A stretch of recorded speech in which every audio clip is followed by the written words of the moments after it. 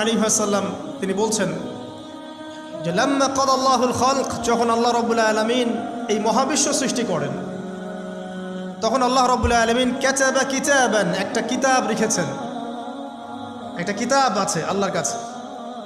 কাতাবা কিতাবান ফাহুয়া ইনদাহু ফাওকাল আরশ, যেই কিতাবটা আল্লাহর নিজের কাছে আছে আরশের উপরে, সেখানে আল্লাহ পাক লিখে রেখেছেন। কি লিখেছেন?